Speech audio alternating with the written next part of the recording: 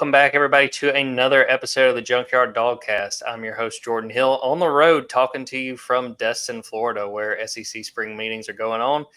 Got a full lineup this afternoon. Got the whole crew with us, Kipp Adams and Benjamin Wolk, on this Tuesday evening to talk a lot about a lot of different things. Talk about what's going on down here in Destin with the conference getting together.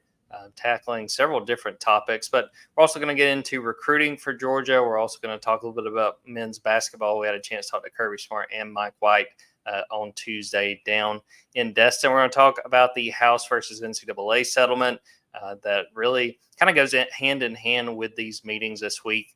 And we'll close out this episode talk a little bit about Georgia baseball, a big accomplishment as they get ready to make a postseason run. Fellas, before we get into this, I want to look back to Memorial Day, and I'll start with you, Kipp. Did you do anything exciting? What did the Memorial Day look like for you? Well, Memorial Day, I was still recovering from that convention that I went to over the weekend with my younger son, Jude. Went to MomoCon, and that was quite an experience at the World Congress Center. I think there was over 50,000 people there, but yeah, that step count. I mean, I'm still recovering from Italy, so getting over 21,000 steps in, I think my body was thinking I was done for the summer as far as exerting itself. So I spent Monday kind of recovering.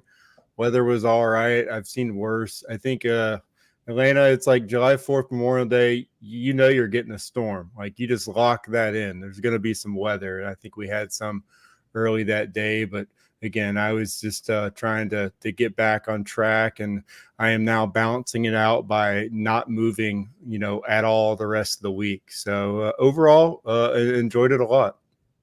Our thoughts and prayers continue to go out for Kipp as he continues to work through his European vacation. That's just such a tough beat.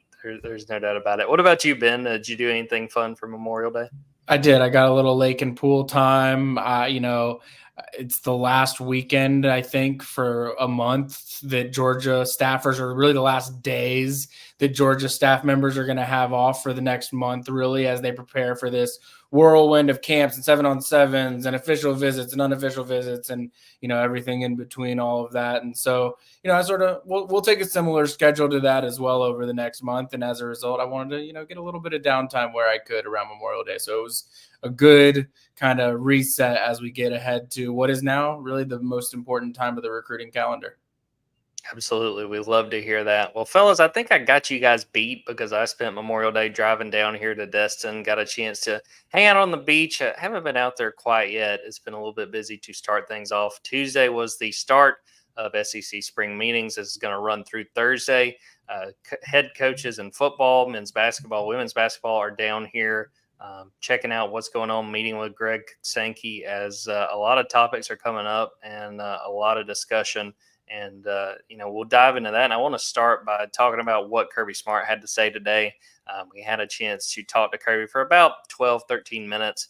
The bulk of it really had to do with the walk-on situation. There's a lot of conversation about the potential of walk-ons going away. And, this was no surprise that, you heard Kirby push back on that. I thought that Kirby was really candid when he talked about the discussions around specifically potential roster limits. And he said, that I'm looking to learn a lot this week was essentially the basis of what he said. And, I asked him about how important walk-ons have been at Georgia.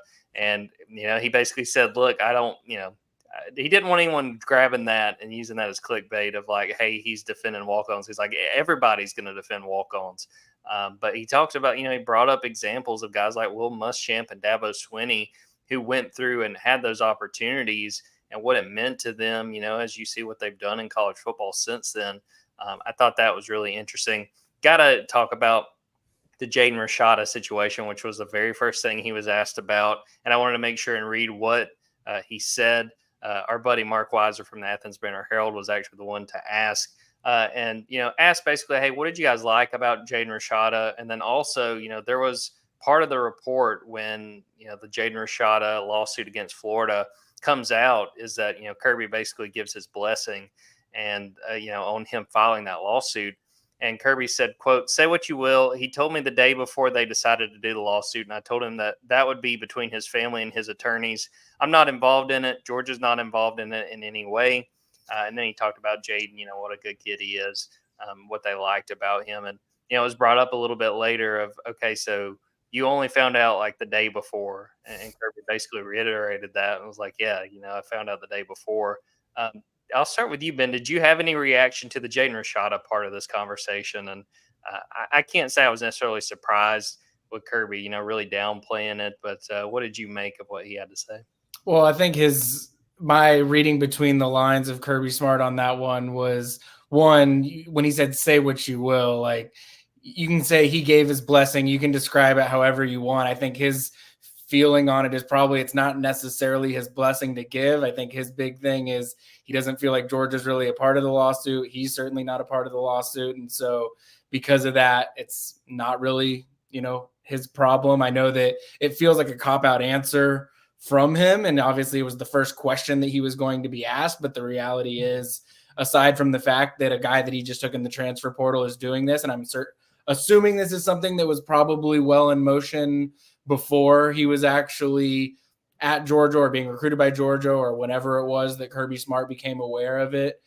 So again, not surprised with how Kirby responded to it. Also not surprised that it was the first thing that he was asked about. I think all of those things are fair play, but Kirby's going to approach this the way that he does anything else that has the ability to be a distraction, and it is to make it as little of a distraction as possible. And I think that's what he did with his answer. Yeah, it's a very good point. And another quote he had a little bit later when he had been asked, like, well, Billy Napier is part of this lawsuit. This was part of his quote. I don't get really caught up in that. I worry about what's in my little bubble at Georgia. That's outside of the bubble for me, so I don't really know. Yeah, I mean, I thought he had the reaction. I was honestly surprised. I was sort of expecting him to go up there and basically have a statement and say, look, this is what I'm saying on this. I'm not answering any questions. But, he left the door open and there were a few questions asked to him about it. Kipp, did you have any reaction to the Jaden Rashada piece of this and, why, how Kirby went about talking about this? I mean, with all legal matters, you just got to protect yourself, first of all, and the program. I mean, Kirby's got a responsibility as an employee to protect the employer. And so distancing yourself and saying, listen, this is between him and them. That's what he's obligated to do that. You're not going to get anything other than that. It's basically I don't want anything to be used against me statement and situation. Kirby not knowing about it. Sure. Okay. We knew about it. So I'd like to think that Kirby had kind of an idea. And again, I brought this up on the last pod. I don't think he just got the text and was like, what's this about a lawsuit? I don't think that's what happened. But he is going to run that through all the channels, protect himself, protect Georgia. Is he, how does he feel about, this situation happening with a player on his roster? That would be interesting to actually, if we could find out his actual opinion on that. We never will. Is there a part of him that's like, man, this is great. I love that this is happening to Florida. Probably. I was equally, the comments by Billy Napier didn't surprise me either. But I also just found it interesting that he just said he was comfortable with his actions. I would say that throughout the course of history, a lot of guilty parties have been comfortable with their actions, including in the SEC. I think we have a coach that's back in the SEC that was probably comfortable with his actions at the time. And yet, they still can come back and haunt you down the road. So whether Billy's comfortable, a year or 2 years from now remains to be seen. I just think right now this is just about letting the legal formalities take hold. And so I wasn't surprised that Kirby gave the most generic answer possible. It did feel to me like the one point that he sort of broke character a little bit was when the reporter, I'm not sure who it was, so I wish I could give them credit where I could, but there was pushing back about Billy Napier being, what is it like having a player suing a head coach? And Kirby, it felt like sort of broke character there for a second to be like, I don't know that the facts that the way that you're, relaying it in the question are exactly right. And they said, well, Billy Napier's named in it. And Kirby Smart said, yeah, he's named in it. But I think he was trying to make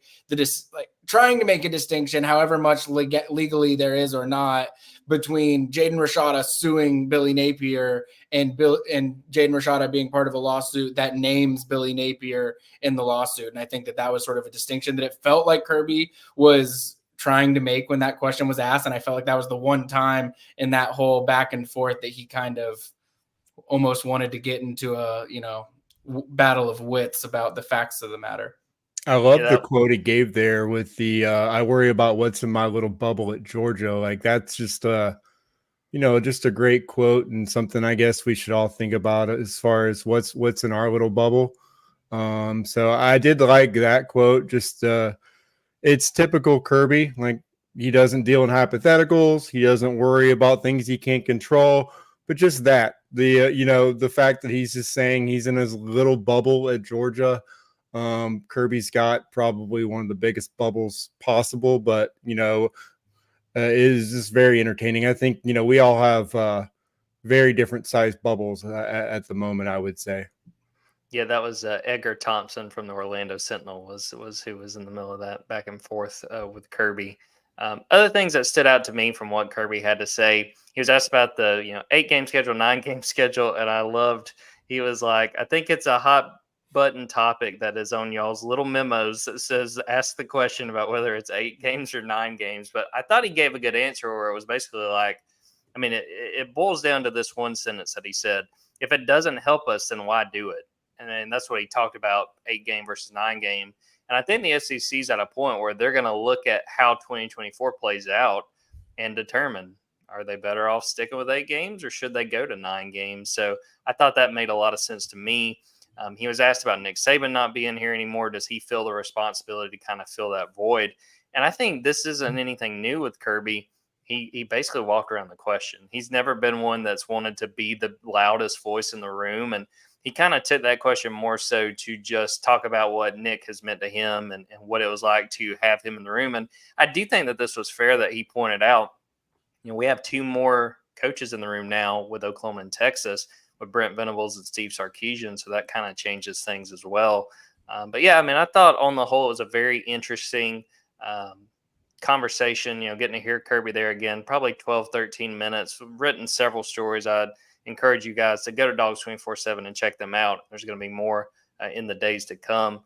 Ben, was there anything else that we haven't hit on just from the Kirby side of things? What he said. I know before we got on, you were talking about going back and watching what he said. Anything else that stood out from what Kirby had to share? Well, the 2 funniest moments from the whole thing that made me, giggle as I was watching, obviously your interaction with him about the walk-ons, when you sort of doubled down asking about the walk-ons. And I think that he mentioned it a couple of times, how there's, narratives out there potentially that are maybe more speculation, and that he wants to learn more about this week to understand what does this settlement and what does all of this mean for roster caps and walk-ons and all that stuff. He's not entirely sure, but just that he sort of wanted to walk it back and say, I don't want people sitting out here saying I'm defending walk-ons, because of course I'm defending walk-ons. Who wouldn't? And I just thought that was a funny little, tidbit. The 8 or 9 game question, when, he got asked about that, and he was like, hey, I think his exact quote was, I'm completely cool with that question. I don't care.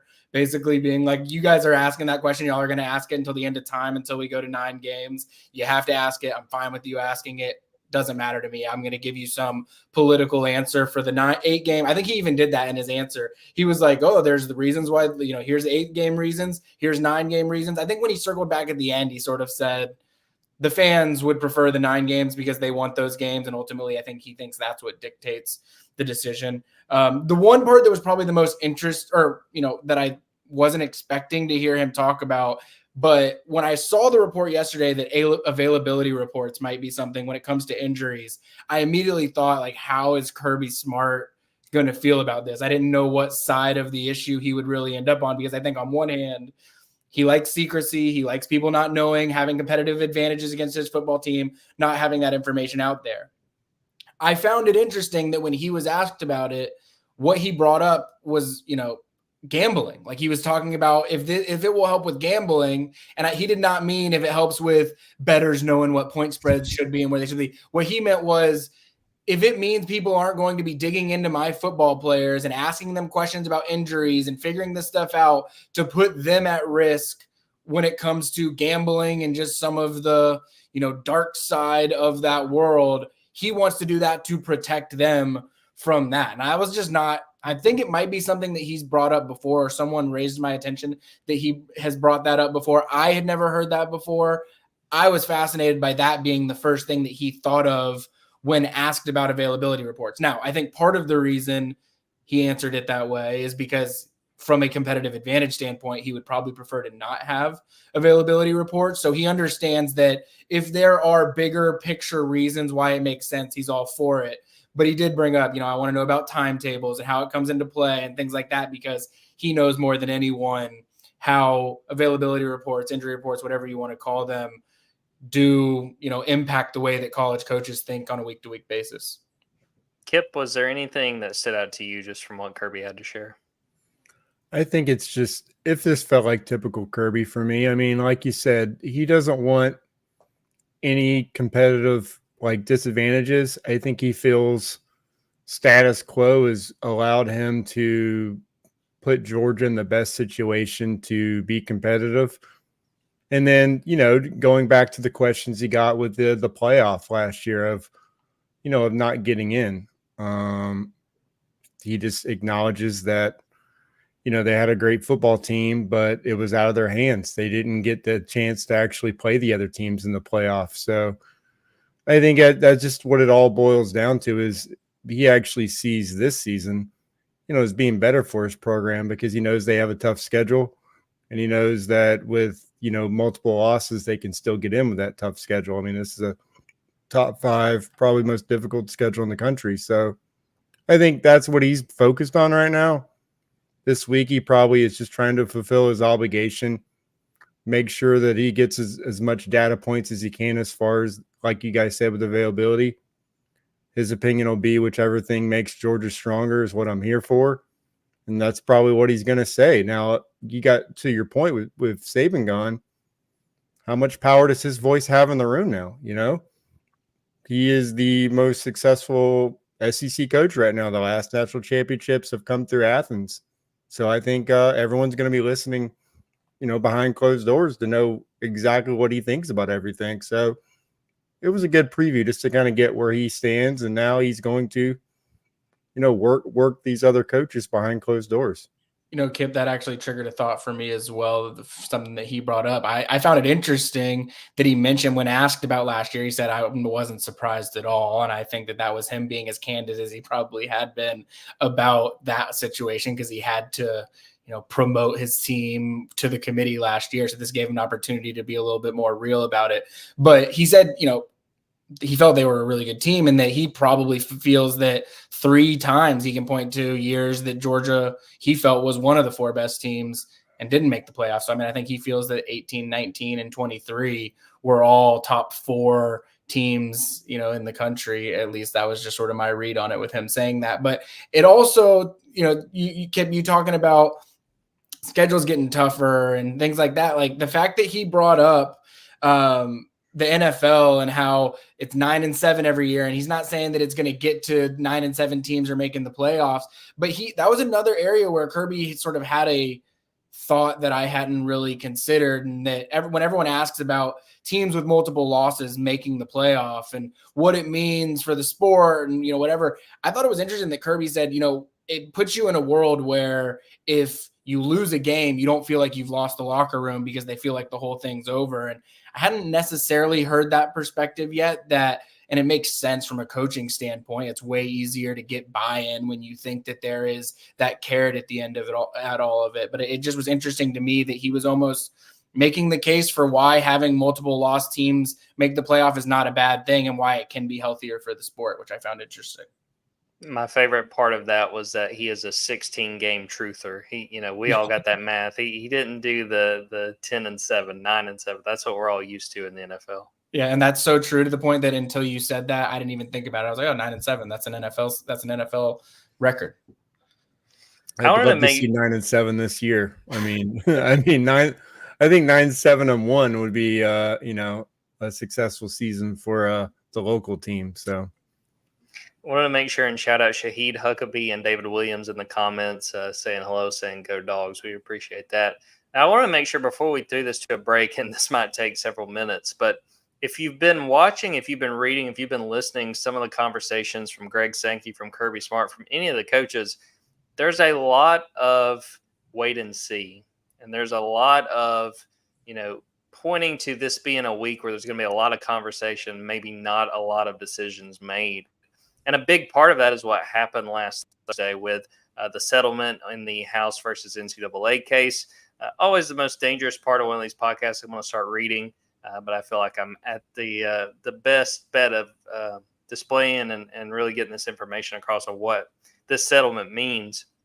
The $2.8 billion settlement in the House versus the NCAA case serves as back pay damages to former Division I athletes going back to 2016 for lost name, image, and likeness earning opportunities. The plan is for the damages to be paid out over the course of 10 years via a combination of NCAA reserve funds and reductions in future revenue distributions to conferences. The NCAA is responsible for 40% of the settlement, and the remaining 60% will come from reducing its revenue distributions to the 32 Division I conferences over the next 10 years. The NCAA is utilizing a formula based on revenue distribution presented to each league over a 9-year period.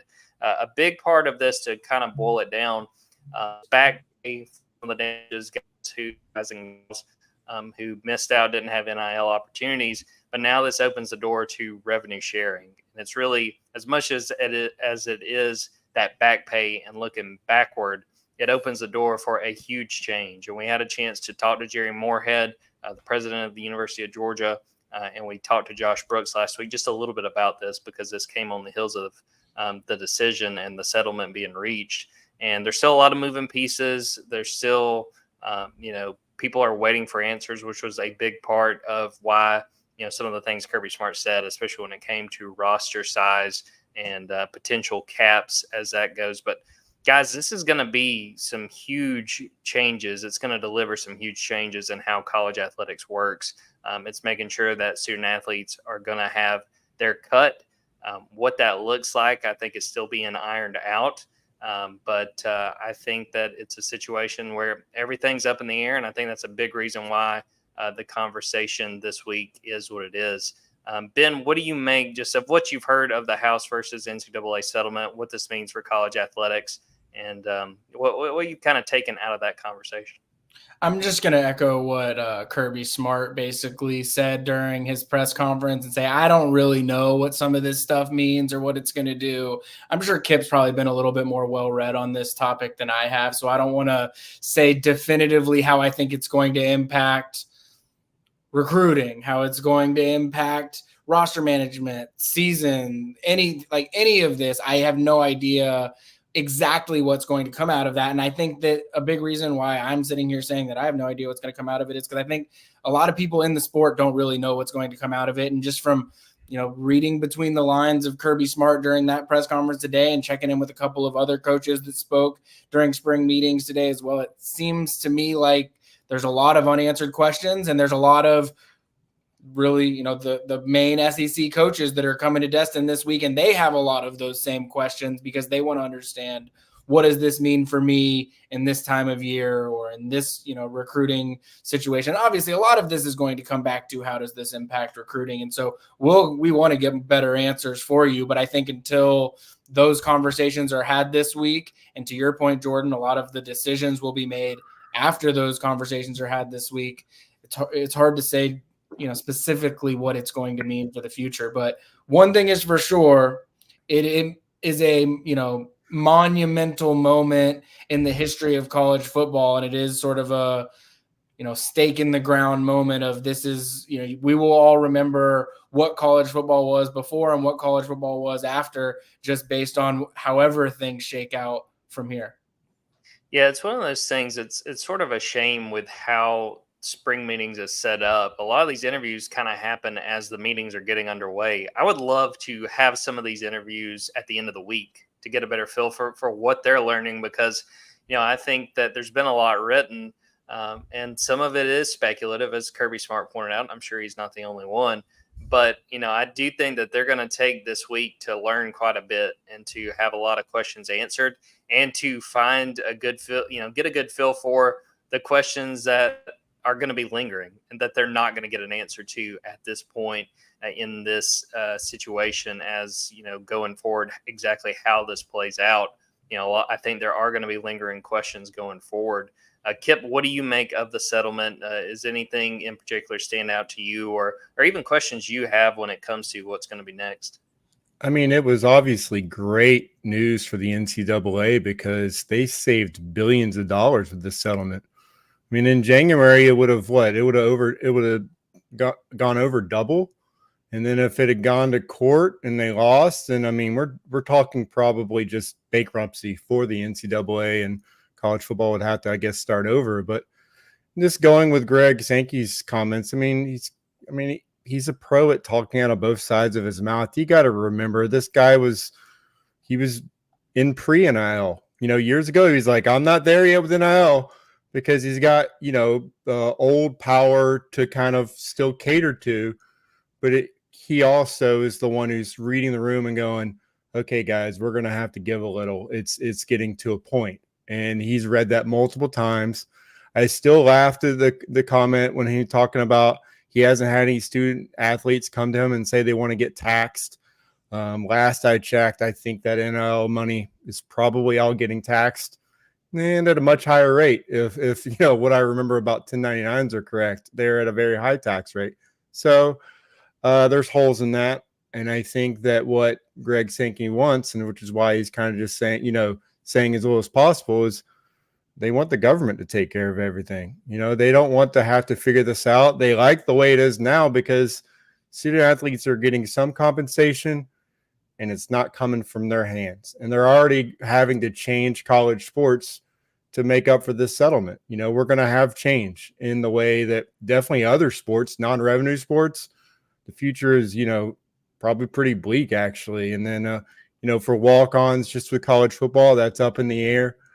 But as far as just going into like employee collective bargaining, there's probably part of him that just wants the courts to figure that out, but there's still a danger with that because, the plus side is that, you're exempt from antitrust litigation if you have employees, if you have a union.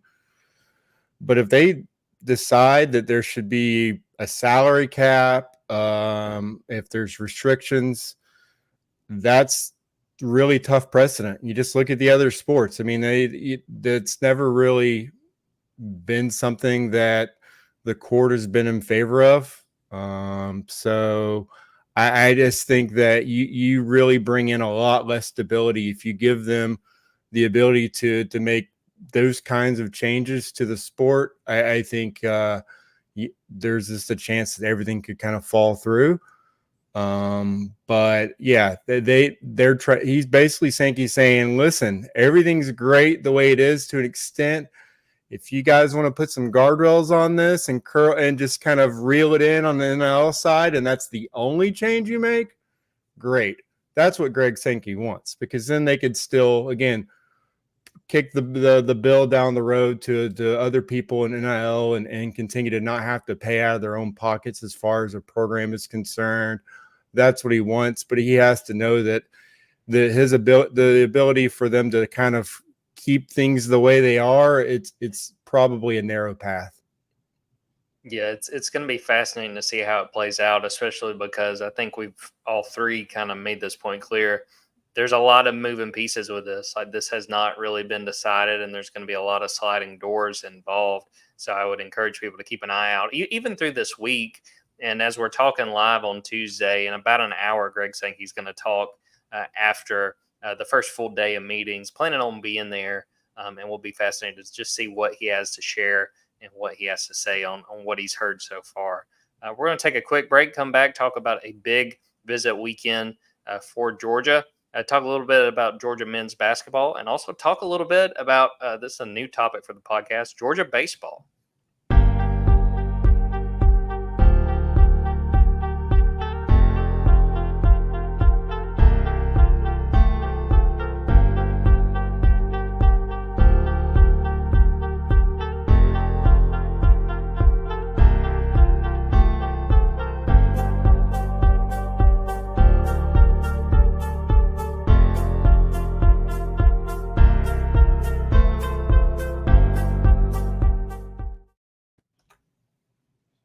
Ben, we were talking before we started recording. This is shaping up to be a very, very big recruiting weekend for Georgia. I think you said 15 official visitors. Just let us know what we need to know about the weekend to come and what sort of stands out to you about what's coming up.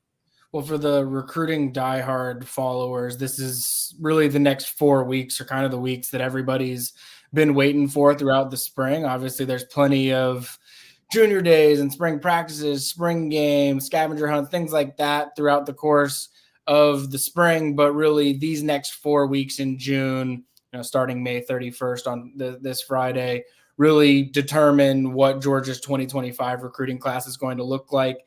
This May 31st to June 2nd weekend really has become, now annually that first week of May or last week of May, first week of June has kind of become Georgia's premier recruiting weekend. This is the weekend that they want to have, by and large, their commitments on campus. They also want to have really their top recruiting targets on campus. Now, sometimes this has been fruitful. Sometimes it hasn't been as fruitful. I mean, we saw a couple of years ago, this was the Arch Manning weekend, and they made a big to-do out of it. I don't know for sure that Arch Manning was the reason why they were using Arch design work for their photos or what they were doing, but that was the first time I'd ever seen the Arch incorporated into the official visit photo shoots. But that really started with this weekend, and it has become what I would consider probably Georgia's most successful recruiting weekend, even if it is a lower percentage of hits, at the end of it all. And that,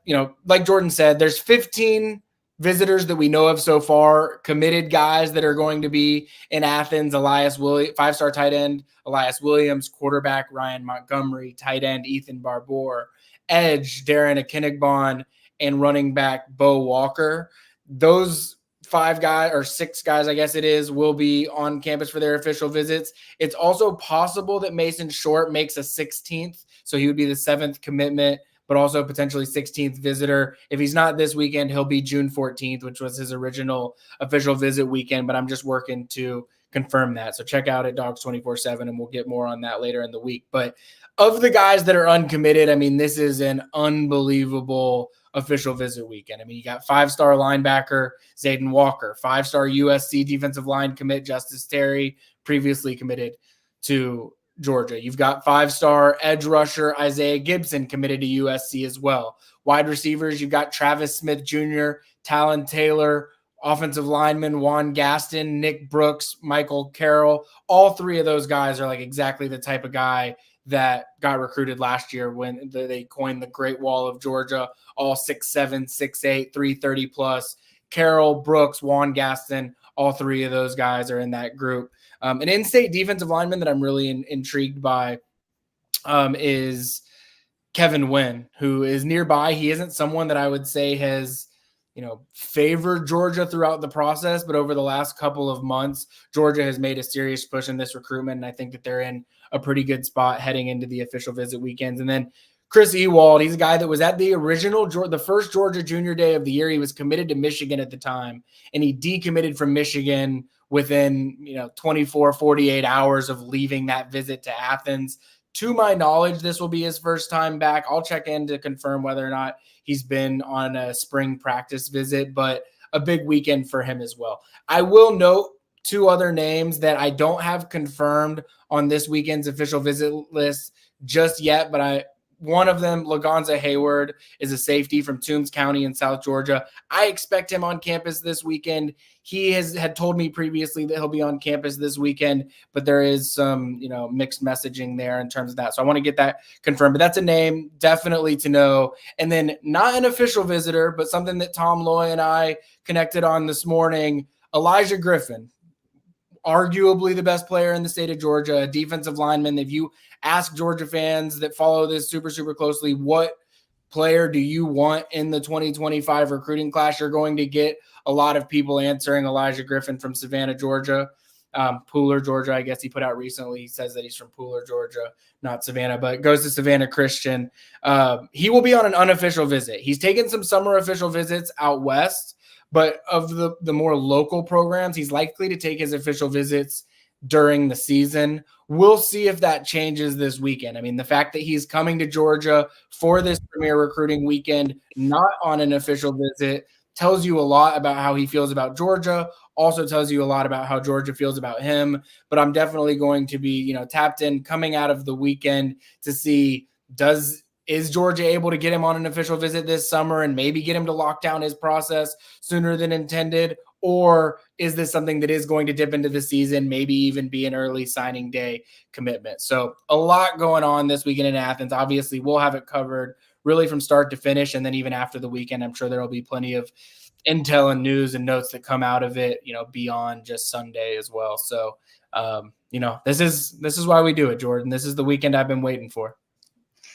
Ben has been grinding throughout the offseason getting ready for this week. And, hey, I'd make sure and encourage people to go to dogs247.com, not only for all the intel out of this weekend, but even on Tuesday alone, Ben had some great stuff. His 2.0 mock class for Georgia, I thought that was great.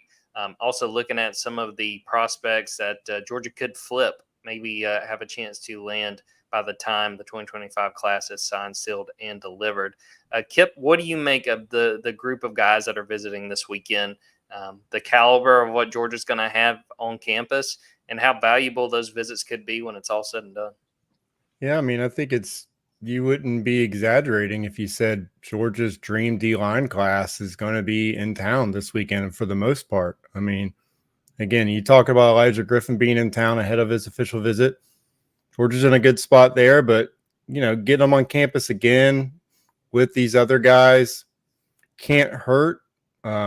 Justice Terry, they had him in the class. That one's shaping up to be, a little bit more of some heavy lifting involved. They might be in a better place right now with Isaiah Gibson than they are Justice Terry. And I think you just go back to that Under Armour camp, and I was just trying to, we were trying to figure out which one of these edge guys, kind of fit not just what Georgia's looking for, but just as far from a talent perspective, it was a little bit of, of an inconsistent showing for the most part. But as far as this year's class of edge guys, I like Gibson because I'm like, I can project this guy, as a 5-tech, as a Michael Williams type player. This guy makes sense. I was impressed with what he did. I mean, the one-on-ones, he did outstanding. So that's a big official visit. So that group overall is kind of where I'm at when I'm looking at this weekend. Obviously, it's a loaded weekend, but my guy, the most important official visitor for me is a guy that's still committed to Georgia, and that's Elias Williams. Just that guy. I mean, you want to make sure you hit it big. You have your quarterback of the future coming in, Ryan Montgomery. You want those two to hit it off because, again, as everyone's pointed out on social media, as Ben has pointed out on the board, I mean, the guy is a freakish talent. Georgia's had some ridiculous tight ends as of late, but if you kind of go from the Brock Bowers on one end to the Darnell Washington on the other end, I think Elias Williams is kind of somewhere in the middle. And if he can do a little bit of what both those guys do, I mean, that's, again, an incredible talent. I think that's kind of the guy that you want to make sure he leaves Athens feeling very comfortable with his potential future in that program. So that's kind of the guy that you want to, see down the road. You'd love for Georgia for him just to say, I'm done with visits. It's not really that kind of recruiting era anymore. I don't think that's the landscape anymore. I'm not trying to say that they shouldn't take their visits. I'm just saying if you're Georgia, you still want them to say that, even if it's not a very likely scenario. That would be kind of the dream scenario for Georgia, for him just to completely shut it down. But you want him to be happy coming out of this weekend. I will also say about Elias, and I might have brought this up on the last podcast when we were talking about some of the South Georgia trips that I made too, but the fact that he, at least from what he told me when I was at his practice a couple of weeks ago, he's planning to camp at Georgia, and Georgia's got a big camp on the 30th that leads in to the official visit weekend. I would expect Georgia to probably hand out some offers. Some guys will probably go from having camp offers to having committable offers during that day on the 30th. But the fact that Elias Williams, we all talk about how much of a freak he is. You ask anybody, it's not some novel thought to say how talented this guy is. Anybody who watches him says it. But the fact that he wants to come to Georgia and camp and work out, we've heard in the past from Kirby Smart, he talks about 25 of 28 last year, camped or worked out with them at some point. But Elias Williams is well past the point needing to do that. But the fact that he wants to do that, I think it tells you a lot about, who he is. And so to Kipp's point, I think he's exactly right. If there's anybody in this class that Georgia feels like they cannot lose or don't want to lose, it is definitely him. You also have to think about the fact that from his standpoint, this is an evaluation process for him. So, yeah, he's past the point of needing to be evaluated by Georgia, but he wants to evaluate, working with Todd Hartley. And, Georgia fans would laugh and go, what do you need to question about him? Just look at the guys he's had. But still, from Elias' standpoint, that's going to be his position coach. What is this experience going to be like for me? And so that from that aspect, this is the beginning of his official visit and his evaluation process for Georgia.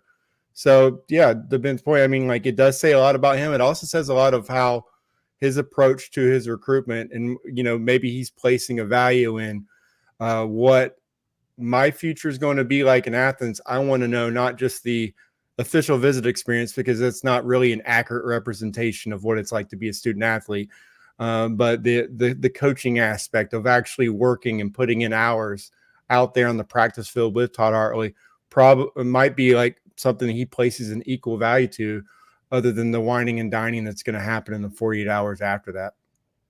Like I said, be sure to be tuned into Dogs 24/7 going through this weekend. I know Ben and Kipp will have great intel on what's going on. And again, what promises to be another productive visit weekend for Georgia.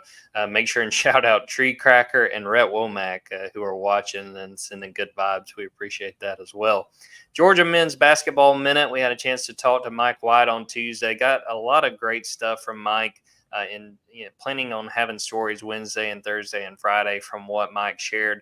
But the biggest thing is be on the lookout on Wednesday morning for another commit. It's going to be a guy in the 2024 class. Georgia's going to get some more help in the backcourt. I'll leave it at that, but keep an eye out. There will be a commitment there. But really enjoyed what Mike had to say. Asked him about trying to build camaraderie with a team that's going to have 7 newcomers. And I thought he gave great insight on that. Looking forward to writing that story. But a lot of new pieces around Georgia men's basketball going into 24-25.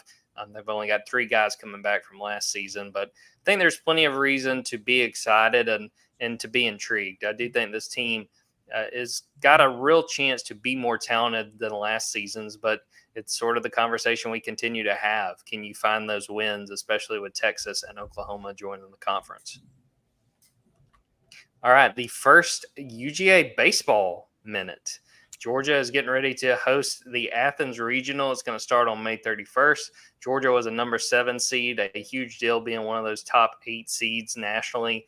They're going to go up against Army to start things, and then they'll get a chance to play either UNC Wilmington or Georgia Tech. Huge deal for Georgia. Again, the fact that they've done this in Wes Johnson's first season, outstanding. I don't think anyone expected that. Ben, you're going to try to get to Foley Field this weekend. What do you think of what Georgia's been able to do?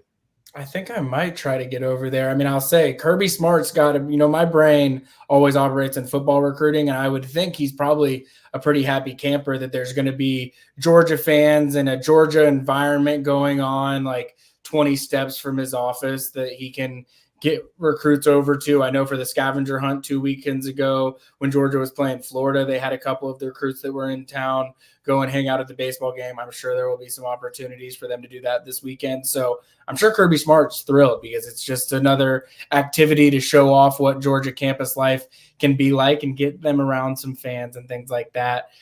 In terms of the baseball team, I think it's, to your point, this happening in year 1 is unbelievable, to not just be in a regional, to not just be hosting a regional, but to be a national top 8 national seed, so that if you win your regional, you are hosting a second weekend in a row. It could be 2 weekends in a row that Kirby Smart gets free Georgia events going on right next door to him. But I think from a intrigue around the regional standpoint, everybody's going to be looking at that Georgia Tech game and the game that Georgia was leading that didn't end up getting finalized. That I think when I put on the Junkyard, Georgia Tech's record and said 31-23, immediately the responses were like 31-24 with asterisks. And so I think that there will be some bad blood. It feels like you probably don't get that many bad blood regional games just because they probably try and separate teams that have played a bunch, and there's just probably not that much bad blood nationally in college baseball. You maybe get a little bit more of that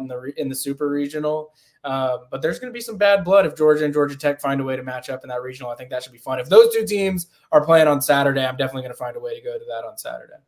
Yeah, I think I'm going to have to round up a ticket. Kipp, what do you make of what Wes Johnson's done in his first year? And the fact that, I mean, we're talking about Georgia baseball at this time of year, and they're a legitimate contender going into, postseason play.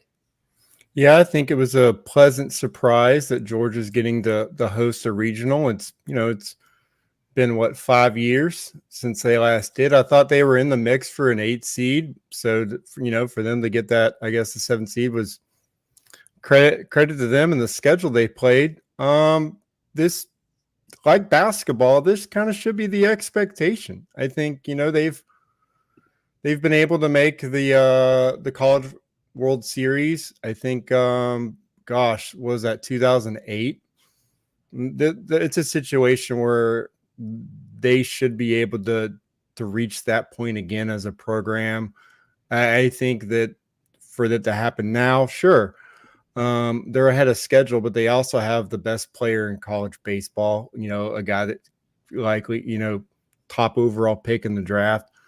It's going to come down to whether their arms can. I mean, the pitching has to improve. We saw in the conference tournament. I don't really put a lot of value in that because I think once you kind of know you're in, the conference tournament is not something they usually go all out for better, for worse. A lot of people might not like to hear that, but it's true. It's going to be about whether these arms can strike guys out on a consistent basis. I mean, you got to throw strikes, and I think that's kind of where things are. We know that Georgia can match for any of them. I mean, they're a top 10 program in the country in all the offensive metrics, and so I think if it was a 3-game series, you'd love Georgia's odds. It's an interesting situation. I remember the last time they were in a regional like this, and Florida State was able to get them. I like kind of the group they have. I think it favors them. I think that building this tournament out, I actually think Georgia got a really favorable group. But they do have to go out there and lean on their pitching a little bit more because I think Army, I think the other team, UNC Wilmington, those teams are confident groups and they can hit really well as well. So I just think that right now you just got to hope those arms show up because you can't just rely on your bats. We've seen that happen with the local professional team in the postseason play. So it's exciting for Georgia and for Kirby. It's perfectly lined up for him to have another big atmosphere. He was able to get some in those winter official visits with basketball, and you take advantage of any chance you get to provide your visitors with a big environment. And I think it's going to work out really well in the favor this weekend with that. So, yeah, it's great for football fans, but definitely take advantage of this and enjoy it because I don't think anyone expected this for Georgia this season. And also, I think again, like I said, if you want to see Charlie Condon play, this is your chance to do it because you're not going to get to see him wearing a Georgia uniform after, as far as they make it. Hopefully you'll get to see him in Omaha, but I just think that's just one of those players. I mean, that's a big ticket right there just to go see a guy like that. And for those of you that subscribe to Dogs 24/7, I want to give a shout out to Decatur Psalm because I think the Decatur Psalm's Georgia baseball posts single-handedly educated that entire segment that we just did. So I just wanted to give him a shout out on that. Absolutely deserves it. And too, if you're wanting to watch Georgia and Army 1:00 at Foley Field on Friday, so that will definitely be something to watch. Guys, too, let's send some good vibes. Speaking of the local professional baseball team, let's pour one out for Ronald Acuna tearing his ACL. I don't know if you guys are as upset as I was, but want to send well wishes to Ronnie because God, that was brutal. Terrible. It's just, I mean, heart-wrenching just to know that, again, he has not been able to participate in a late postseason run at all. And he was having a tough season, but at the same time, the Braves have always kind of just had guys get hot and cold, and you just knew that it was going to come around for him, sooner or later. And now he's got to sit back and watch his teammates kind of scrap again. And so to see that happen with Spencer Strider and Ronald before the end of May, it is really tough because the team had the same expectations and they were getting outstanding pitching from the rest of their staff. So, you know what? The only thing we could say is we've seen it happen before. We hope Ronald comes back better than ever. He did last time. He's still really young, and the Braves have overcome something like that before. So if both parties, if anyone can handle it, it's both Ronald and the Braves. Go get Jock Peterson, let him bring the pearls back, and let's go win another World Series. We're going to wrap up the episode right there. I appreciate everyone who watched this live, everyone who is watching or listening to this after the fact. Be sure to go to dogs247.com. Subscribe. You'll have all the team content there, all of Ben and Kipp's recruiting notes and nuggets, especially this weekend, what's going to be another very big weekend for Georgia. Stay tuned on the site these next few days. I'm still down in Destin. We'll have more stories out of what we hear from Kirby Smart, from Mike White, from Greg Sankey, and probably some of the other coaches who are going to be walking around. May also get a chance to talk to Georgia Athletic Director Josh Brooks. Be sure to go to YouTube and subscribe to Dogs 24/7. Got videos of Kirby Smart, Mike White. Also got our podcast there. Got a chance to do some fun stuff with that this summer, and we're really excited about that. Also, be sure to subscribe to this podcast wherever you get your podcasts. Rate, review, subscribe. Let us know what you like, and we'll keep them coming to you. Also, go to Dogs 24/7 on TikTok. Follow us there. We got all kinds of content from this podcast and also some of the little solo videos we've been doing on our own. So for Kipp Adams and Ben Wolk, I'm Jordan Hill. Until next time, take care, everybody.